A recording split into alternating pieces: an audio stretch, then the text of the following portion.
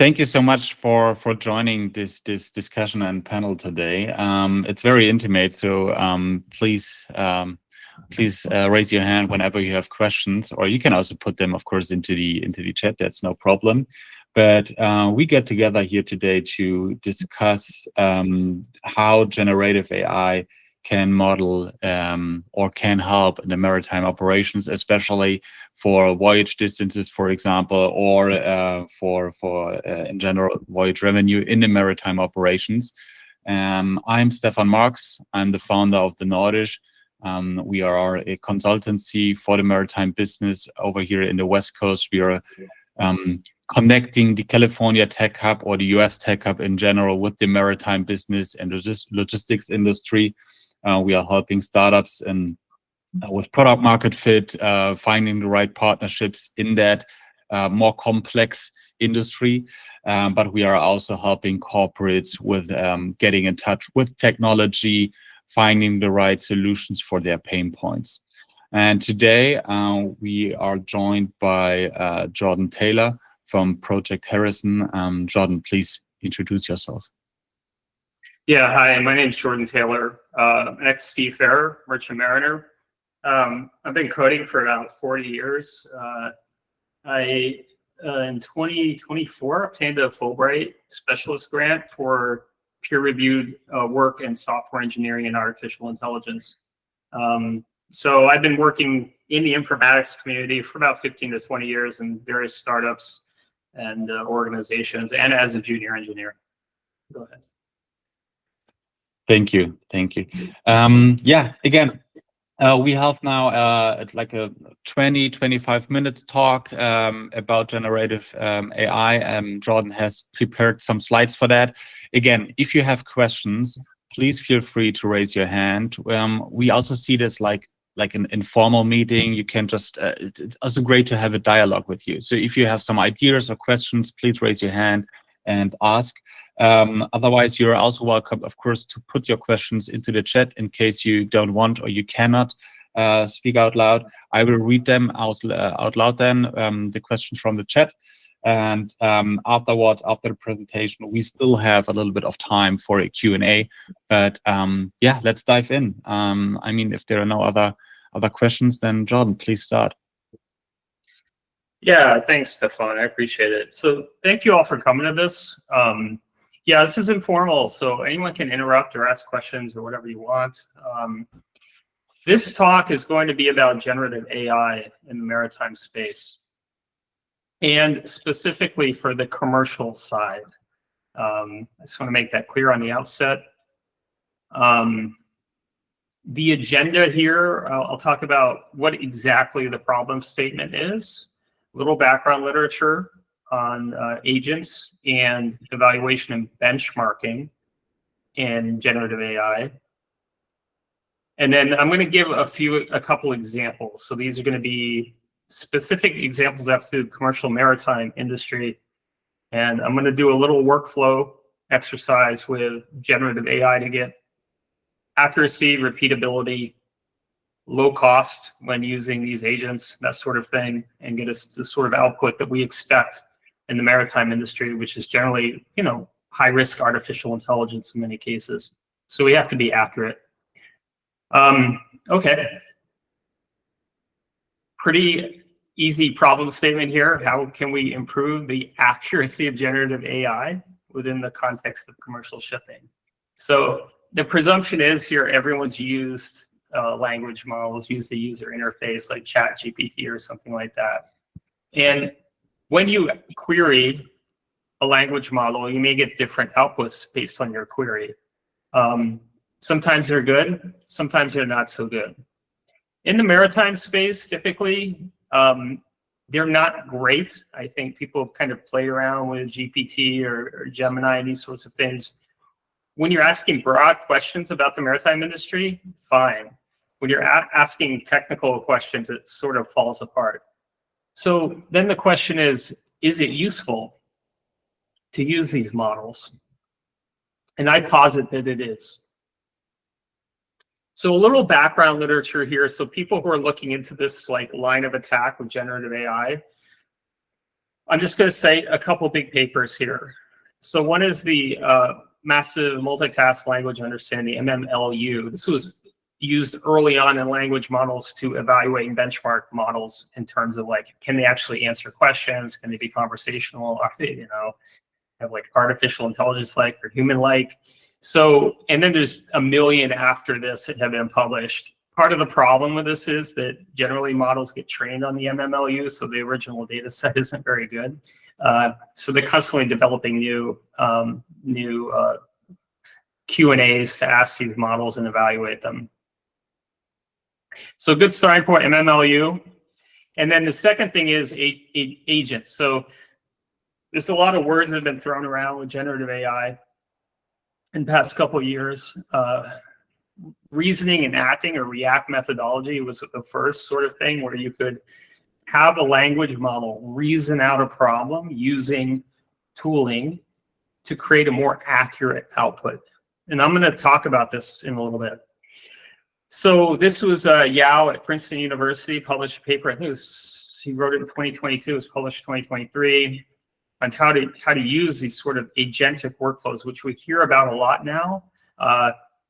And this was kind of the beginning of it. And I'll talk about what tools mean and agents and all this sort of thing in a little bit. I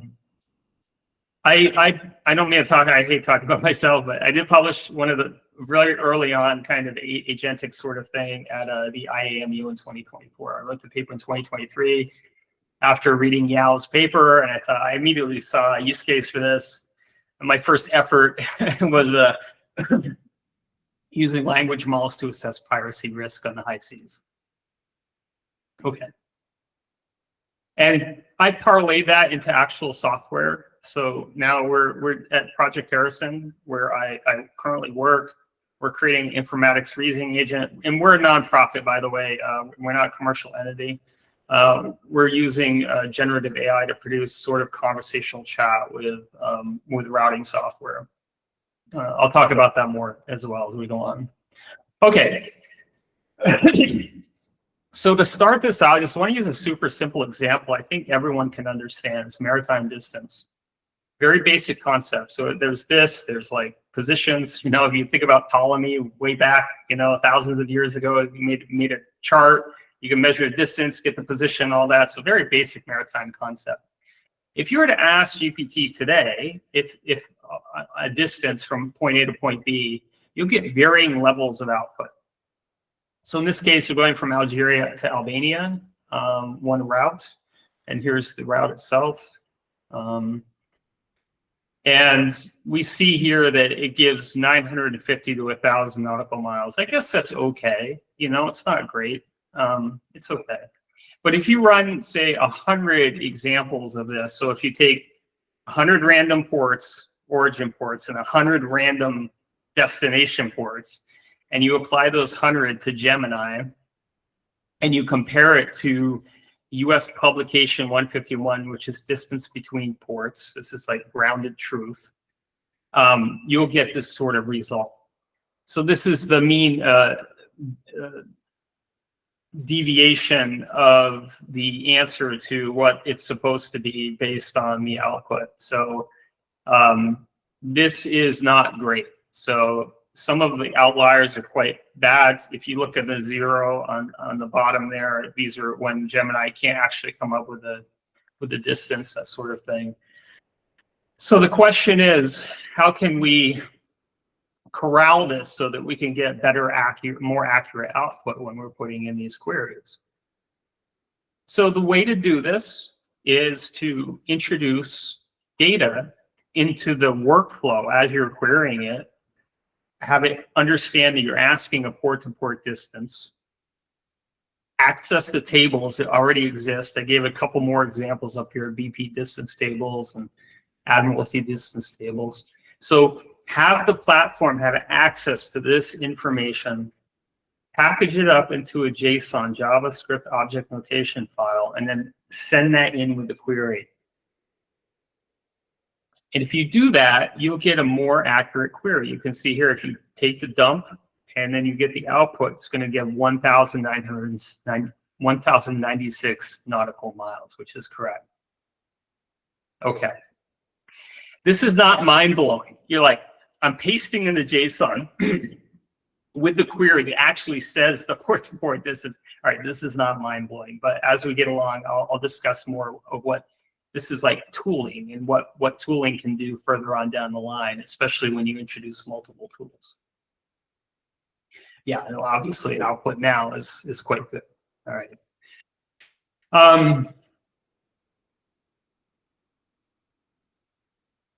Yeah, so one thing we can't get away with, if we're going to use generative AI in the commercial maritime space, we will need to use deterministic systems. This means systems that have a defined, like an input, a defined method, and an output. There's no chance. There's no stochastic method. It's like input, output, like just X plus Y equals Z sort of thing. But what we can do is we combine these deterministic methods with the generative AI models. Through work at Project Harrison and developing Mira, I found that sometimes you can front load this information in with a query.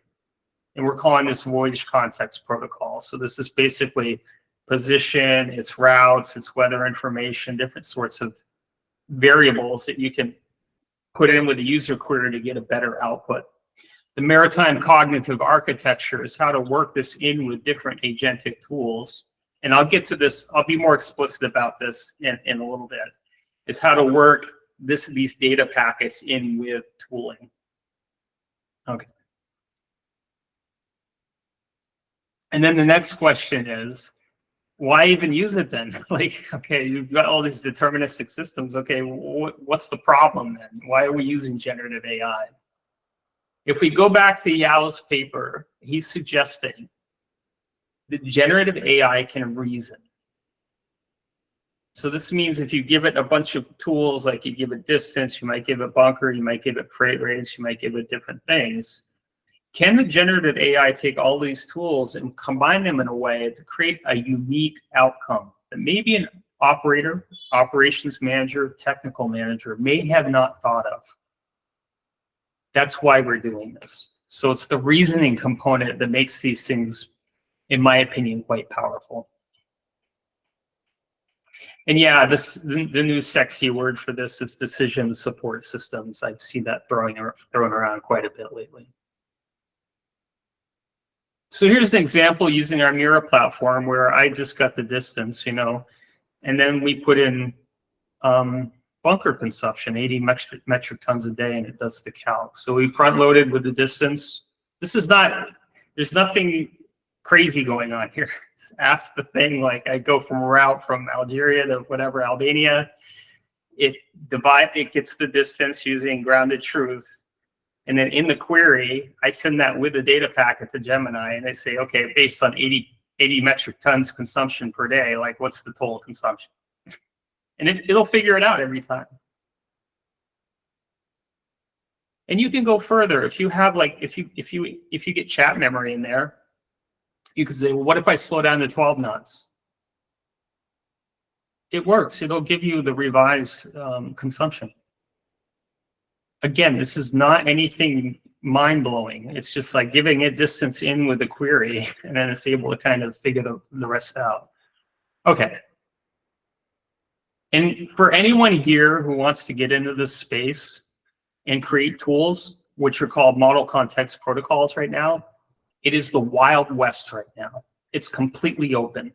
So if anyone's here who has a middling coding experience and wants to create tooling for generative AI, you can do whatever you want right now. It is incredible, the amount of opportunities. And I've just put up 300 here of possible MCP opportunities where you can publish a package, create a server, send it out publicly, and have people consume your MCP package.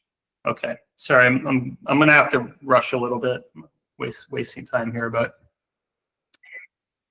how do agents work? So user input, we have the agent, which agent should actually be orchestrator. This is the one that's going to choose the tools. The tools are injected into the workflow, and then you get the accurate output. Can you add more tools? Yes, you can add like, okay, here's an example of, can you get live bunker prices? I don't know. I guess so. KPI Connect. I don't know if they have an API or not. Can you get distances? Yes. Can you get freight, world scale? Yes. I don't have an API connection to that, but that's definitely possible. Okay. I get asked, and I actually get asked this by software engineers, like, what are tools? Like, what are they even? They're just functions that you declare the program. So you have a function, and here's two of them here. One is handle distance, the other one's handle departure info. This is not crazy stuff. These are short little functions. And all you do is you present it to the reasoning agent to say, hey, we have these tools for you. You can access them if you need them. And it's up to the reasoning agent to pull these functions out and use them accordingly. And it's like, what are tools? Oh yeah, go ahead. I just wanted to add to that. That's actually very interesting because I know from my experience at Hapag-Lloyd that at least the bigger ones in the container business. I know we are also talking here about bulk, but the digitalization in the container business is already some steps forward, and companies like Hapag-Lloyd or Maersk are actually offering APIs, pricing APIs, routing APIs, or booking APIs, where customers can use those functionalities and implement that into their own system. Thank you for that. And that actually brings up a good point, is that a great deal of these MCPs that exist currently are for pay. So you have to put an API key and you have to subscribe to a certain provider's platform. So here, if you guys are listening to me, and this is going to go on YouTube as well, if it's possible, if people can produce open source MCPs, which I'll talk about a little bit, it really adds to the ecosystem, so to speak. And if you're getting started in the space and you really want to, like, if you have a startup or something like that and you want to kind of make an impression, publish an MCP. And you can be like first to market. Like, I'm publishing an MCP for MarSec levels or something, you know. And it's a great way to like get yourself visible and say, I'm a part of this AI uptick, or whatever you want to call it. Okay, thank you, Stefan. So these are tools, are just functions. They're very simple to implement. What is this? Orchestrator. So the other part of this like agent cognitive thing is that you want to have an orchestrator. It's something that will allow the language model to choose the tool that it wants to use, tool or tools. So here we have just one that it says choose one tool. So if you put a query in distance and you have like 12 tools, and one of them is maritime distance, it says pull that one out. You can see it in planner_sys there. It's a very clear kind of statement. So this is really all agents are. It's an orchestrator and then a bunch of tools that you declare as functions. Now it's MCPs, which I'll get to in a little bit. All right. There's cost involved with this. And I just want to make that clear. When you're using agents and you're making multiple calls to LMs, the API cost for the language models is significant, or can be significant. So this, I just want to make this clear for everyone out there that the margins, and this is generally within the AI community right now, are pretty thin margins on AI solutions because of this kind of back and forth workflow. So anytime you get into these agentic workflows, you have to have a business plan. Here's just a simple example of one business plan. So if you have, we call these tokens, it's the back and forth between the tools, between the language model, the reasoning agents. You might use you have to do an estimate how many tokens you're going to use. I'm sorry, it's kind of out of the context of what I'm talking about here, but I just want to make sure everyone knows that there's costs involved in doing this. Anyway, you guys can inspect this on the video. I'm going to just push forward. So here's a more complex example. So time charter equivalent. I kind of like this example because this is kind of the backbone of shipping. Like, are we going to make money on this voyage? we're merchant shipping, right? We're commercial shipping. So I use this out of Stauffer's Maritime Economics. I think this is where there's different kinds of TC calcs, but I think I use Stauffer's version here. And I'm going to pick out 3 out of this. So we're going to distance, which we've already looked at. We're going to look at freight rate. We'll look at bunker price. The remainder we'll just make fixed.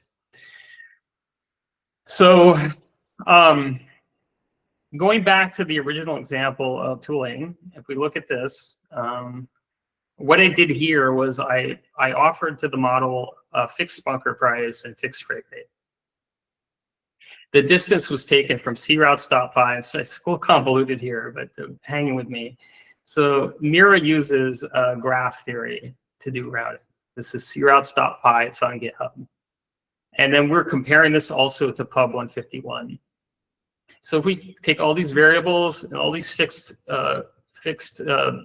values and we plug them in, we can see that using Mira and using the graph theory and VCP, which I discussed before, we're having about we're doubling the performance of the models and agents using this sort of workflow.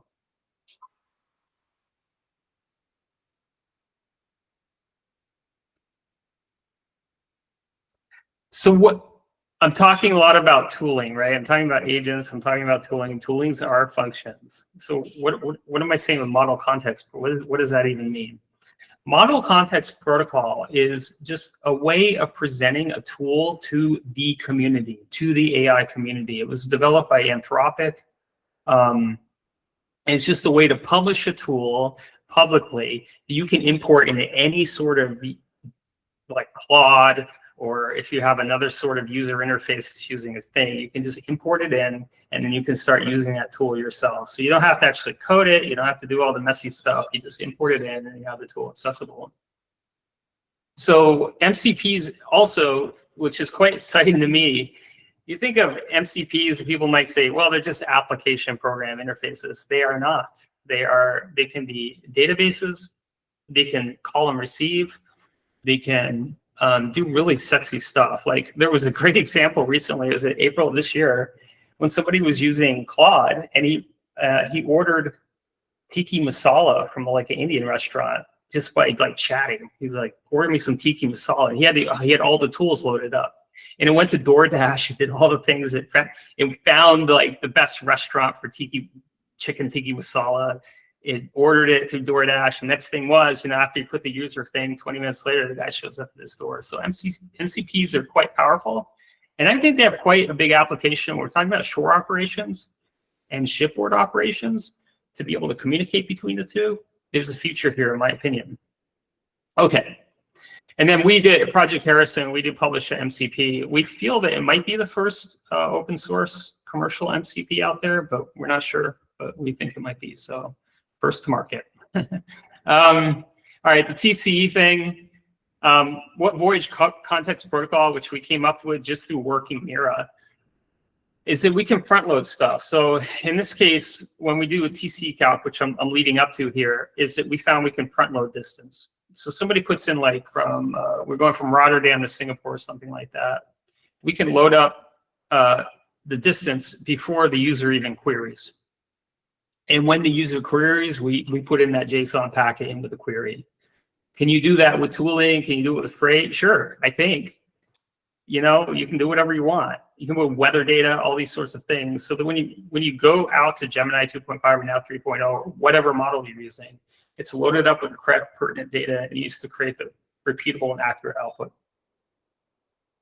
This gets into architecture. So when you're coding this out, when you're generating these systems, architecture matters. And I'll just say, yeah. So here's an MCA, which we came up with. We're still testing this out, but this is not going away. It can't, and I'll tell you why in a couple of slides from now. I'll say why. Okay, here's a really quick and dirty of what we did here. We did a TCE calc using the same tooling. So what we did was we had, excuse me for a second.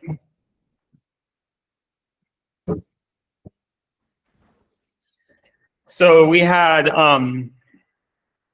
we ran another benchmark and evaluation comparison. So we had tooling, same thing as before. We used pub 151 for benchmark. We used bunker prices through an API connection. So this was the comparison that we used. So API connection, 151 for distances. In freight, we use fixed because I just don't have a world scale API connection, unfortunately. For Mira, which we're comparing against, so we're evaluating our Mira against the benchmark, which is the 151 and the bunkers API and a fixed freight. So we took Mira and now we're using graph theory for distance and we're using an MCP for bunkers and we're then again fixed for freight, and we're going to just now compare.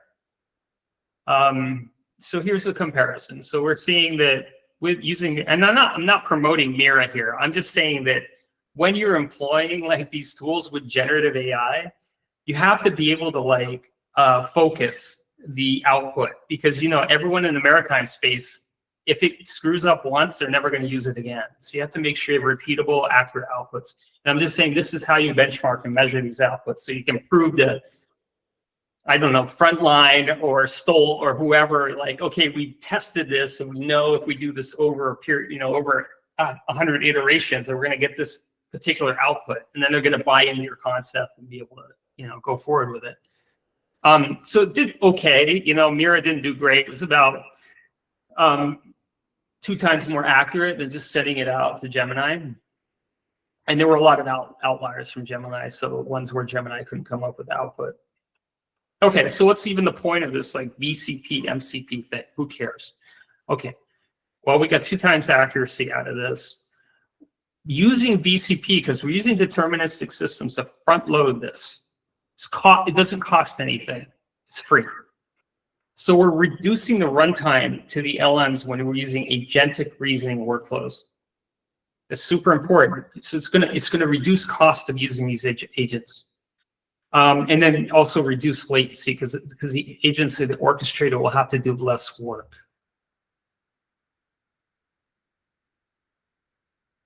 I'm wrapping up here, so this is almost finished here. If anyone's working with agents, they want to get in this tooling thing or whatever, the biggest thing is know your problem statement and be clear about it and know what kind of output you want. I'm using TC. I'm using a very basic example, but you can imagine, like, with these kinds of tools, using generative AI and some imagination, you can start adding like a lot of cool stuff to it. Like, imagine you're calculating the revenue and you want to add in some other risk metrics like piracy. You can do different port rotations using deterministic, like MCP, like give me the most optimal route based on drafts or something like that. What if the vessel needs to deviate at some point? Okay, it's really cool. The feature's looking good here, in my opinion. Will it be perfect? No, it won't, because humans aren't perfect. In the States, we license officers, right? Third mate, second mate, chief mate, captain. Do they make mistakes? Sure they do. Agents are going to make mistakes, but the idea is to reduce risk, increase confidence in using these tools so that they are acceptable for the maritime industry in high-risk environments. Okay, and then I'm almost finished. So the thing is, like, I don't even know what this guy just said to me. I have no idea what he was just talking. That's cool. Like, that's fine. The question is, how do if I don't know anything about coding, I don't know anything about software engineering, how do I even start doing this? Just find grounded truth data. If you're a mariner, for example, there's tons of it. You can go to the government sites and download different tables or data. Just practice with the UI. You don't need to use programmatic. Just paste some data into the UI, get the output, test it, quantify it. If you're kind of feeling it, try to get an API key from one of the providers. And here's just a simple API call. You can do this in Google Colab. And you can start iterate, like 100 iterations of something, and start testing, like whatever you want to do. Like I have a SMS and I want to get some output from the safety management system in some way and see if it's acceptable. Publish it on LinkedIn or something like that. People love it. Okay. I use Gemini, use whatever you want. You can use multiple models, do ensemble modeling, meaning you use different models, get different outputs. If there's anyone, postgraduates here or any graduate students, yeah. I mean, if I was a graduate student right today, this would be my focus, absolutely. There's so much you can do. You measure latency, cost, accuracy. I just put up some graphs here. So you could do like, what's the best model for calculating TC? You could run a bunch of different ones, Anthropic, Claude, whatever. How much does it cost to do these round trips? Oh, people would love that. Latency, like how long does it take? If it's going to take 20 minutes, some operator in Houston isn't going to like wait around for that, right? So can you get the latency down in some fashion? Okay. Yeah. All right. I'm almost finished. We have, if anyone has a GitHub account, please start our MCP and Project Harrison. The more visibility these open source projects get, the better. there's a million things you can do in this space. If anyone has any questions, they can contact me directly, and I can help you guys get started. I may start like an MCP bootcamp early next year for Maritime. I'll let you guys know if that happens. I just want to thank my associate, Dr. Jayaraman, who has been with me the past year. She's just absolutely brilliant, AI specialist from AMET. And yeah, she's been with me the whole time and has really been helping me get along here in this AI tech space. I'm a mariner, you know, so I need all the help I can get. All right, that's it. Any questions?